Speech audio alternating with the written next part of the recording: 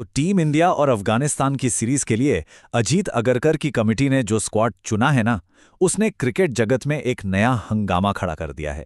मतलब कुछ ऐसे खिलाड़ी जो मेरिट लिस्ट में एकदम टॉप पर होने चाहिए थे, उनका तो नाम ही गायब है। और दूसरी तरफ कुछ ऐसे आउट ऑफ द बॉक्स नाम अचानक से सामने आ गए हैं जिनकी शायद किसी ने उम्मीद तक नहीं की थी। आज के इस विश्लेषण में हम इन्हीं आंकड़ों और सोर्स मटेरियल के एकदम अंदर जाएंगे ताकि इस सिलेक्शन प्रोसेस की असली कहानी को समझा जा सके। अब क्रिकेट फैंस और एक्सपर्ट्स के दिमाग में सीधे तौर पर एक ही सवाल घूम रहा है। क्या ये सिलेक्शन सच में टैलेंट और परफॉर्मेंस पर आधारित है, या फिर इसमें फेवरेटिज्म यानी भाई भतीजावाद का भी कोई एंगल जुड़ा हुआ है? आखिर सिलेक्शन का असली क्राइटेरिया है क्या? इस सवाल की गहराई तक पहुंचने के लिए हमें उन खिलाड़ियों के रिकॉर्ड्स और हालिया फैसलों पर ध्यान देना होगा जो इस वक्त सबसे ज्यादा सवालों के घेरे में हैं। चलिए बिना वक्त गंवाए सीधे मुद्दे पर आते हैं। इस पूरी कंट्रोवर्सी को हम 5 अहम हिस्सों में डिकोड करेंगे। पहला, वाइस कैप्टनसी की पहेली। दूसरा, टॉप परफॉर्मर्स की अनदेखी। तीसरा, उम्र या एज को लेकर जो दोहरे मापदंड हैं। चौथा, गुजरात टाइटंस का कनेक्शन। और पांचवां, जहां इस सिलेक्शन में हमें सच में कुछ लॉजिक नजर आता है। तो शुरुआत करते हैं अपने पहले मुद्दे से, the vice captaincy conundrum. Team India की लीडरशिप में स्टेबिलिटी हमेशा से एक बहुत बड़ा डिबेट रहा है, लेकिन इन नए फैसलों ने तो इस कंफ्यूजन को एक अलग ही लेवल पर पहुंचा दिया है। देखिए, एक वक्त पर कोच गौतम गंभीर ने एक बहुत ही कमाल की बात कही थी। उनका पूछना था कि ऐसा कैसे हो सकता है कि कप्तान तो वही रहे, लेकिन हर सीरीज में उप कप्तान बदलता रहे। और विडंबना देखिए, आज भी बिल्कुल वही हालात बने हुए हैं। हर नई सीरीज आती है और लीडरशिप रोल में एक नया चेहरा दिख जाता है। ये पूरे सिस्टम में चल रही एक बहुत बड़ी कंफ्यूजन को साफ तौर पर दिखाता है। और ये विरोधाभास कितना क्लियर है, इस पर जरा गौर कीजिए। एक तरफ ऋषभ पंत हैं, इस वक्त टेस्ट क्रिकेट के अंदर भारत के बेस्ट विकेटकीपर, पर उन्हें टी20 में खराब फॉर्म की वजह से टेस्ट की उप कप्तानी से ही हटा दिया गया।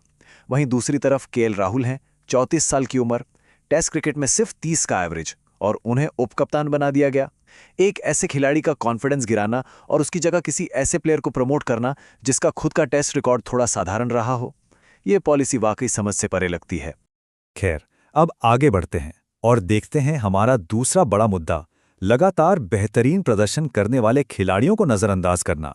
डोमेस्टिक और इंटरनेशनल लेवल पर खुद को साबित कर चुके प्लेयर्स को कैसे साइडलाइन किया जा रहा है, ये देखना काफी हैरान करने वाला है।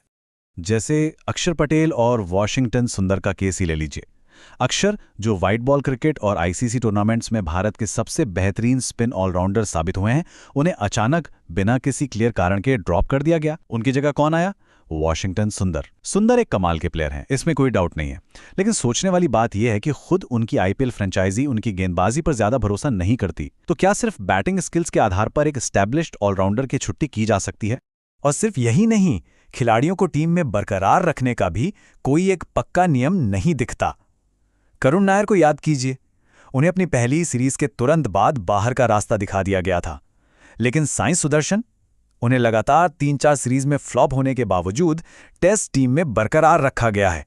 एक को तुरंत बाहर करना और दूसरे को इतने मौके देना, यह सिलेक्शन कमेटी के क्राइटेरिया पर कुछ सीरियस सवाल तो खड़े करता ही है। अब जरा डोमेस्टिक क्रिकेट की अहमियत पर ध्यान देते हैं। आकिब नवी का रिज्यूमे देखिए। जम्मू और कश्मीर को रणजी ट्रॉफी चैंपियन बनवाने में सबसे बड़ा हाथ, 12 के बेहतरीन एवरेज से 55 विकेट्स, सिर्फ 2 सीजन के अंदर 104 फर्स्ट क्लास विकेट्स, और ऊपर से प्लेयर ऑफ द टूर्नामेंट का खिताब।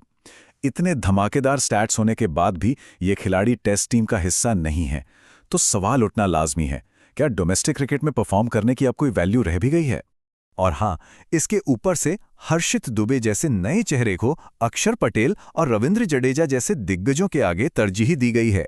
इस तरह के फैसले इस पूरी सिलेक्शन प्रोसेस को और भी ज्यादा मिस्टीरियस बना देते हैं, जिससे हम पहुंचते हैं अपने तीसरे और काफी इंटरेस्टिंग टॉपिक पे, द एज डबल स्टैंडर्ड। मतलब, क्या उम्र एक सख्त नियम है या फिर अपनी सहूलियत के हिसाब से इस्तेमाल किए जाने वाला एक बहाना? चलिए, वर्ल्ड क्रिकेट के 2 एलीट फास्ट बॉलर्स का कंपैरिजन देखते हैं। एक तरफ मोहम्मद शमी है, 36 साल की उम्र, जबरदस्त फिटनेस और कमाल का इंपैक्ट, फिर भी उन्हें ड्रॉप कर दिया गया और इसके पीछे उम्र को एक बड़ा कारण बताया गया। वहीं दूसरी तरफ मिचेल स्टार्क को देखिए, उनकी भी उम्र ठीक 36 साल है, लेकिन क्रिकेट ऑस्ट्रेलिया उन्हें पूरी तरह बैक कर रहा है और वो लगातार शानदार प्रदर्शन कर रहे हैं। अब ये आंकड़े इस पूरे डबल स्टैंडर्ड को कितनी सफाई से सामने रखते हैं, शमी 36 साल के हैं तो बाहर हो गए। केएल राहुल 34 साल के हैं तो उन्हें उप कप्तान बना दिया गया। और याद है ना, विराट कोहली जब वो सिर्फ 33 साल के थे तब उन पर कप्तानी छोड़ने और टीम में जगह बचाने का कितना भारी दबाव बनाया गया था। तो मुद्दा यहां यह है कि उम्र का यह पैमाना हर खिलाड़ी के लिए अलग अलग क्यों है भाई?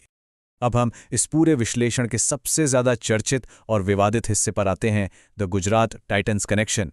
यहां सीधे तौर पर फ्रेंचाइजी बायस यानी किसी खास फ्रेंचाइजी को फेवर करने के गंभीर आरोप लग रहे हैं। 7 ये सिर्फ एक नंबर नहीं है। टेस्ट स्क्वाड में अकेले गुजरात टाइटंस के 7 खिलाड़ी शामिल हैं और वनडे स्क्वाड में 4। एक ही फ्रेंचाइजी से इतने सारे प्लेयर्स का आना सीधे तौर पर कप्तान शुभमन गिल के इन्फ्लुएंस और सिलेक्शन कमेटी के झुकाव पर बहुत बड़े सवाल खड़े कर रहा है। गुरनूर बरार का केस तो इस बायस को और भी ज्यादा हाईलाइट करता है। जो खिलाड़ी खुद गुजरात टाइटंस की प्लेइंग 11 में जगह नहीं बना पा रहा था, उसे सीधे नेशनल टीम सेटअप के लिए चुन लिया गया, जबकि आकिब नबी जैसे प्लेयर्स जिन्होंने डोमेस्टिक क्रिकेट में मेहनत कर करके विकेटों का पहाड़ खड़ा कर दिया है, वो अभी भी बाहर बैठे हैं। तो क्या सच में अब एक आईपीएल फ्रेंचाइजी का टैग डोमेस्टिक मेरिट से ज्यादा भारी हो गया है? पर देखिए, इस विश्लेषण में पूरी तरह से न्यूट्रल रहना भी बहुत जरूरी है। सोर्स मटेरियल भी ये मानता है कि ऐसा नहीं है कि हर फैसला बस हवा में लिया गया है। कुछ ऐसे डिसीजन भी हैं जहां हमें एक क्लियर स्ट्रैटेजी और लॉजिक नजर आता है। उदाहरण के लिए विकेट कीपर के सिलेक्शन की स्ट्रैटेजी को ही ले लीजिए। संजू सैमसन के बजाय ईशान किशन को क्यों चुना गया? इसके पीछे एक साफ लॉजिक दिखता है।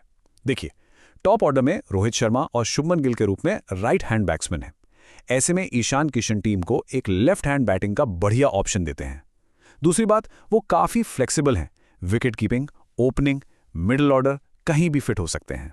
और ऑफ कोर्स उनके उस 200 रन की धमाकेदार पारी का वजन तो उनके पक्ष में काम करता ही है।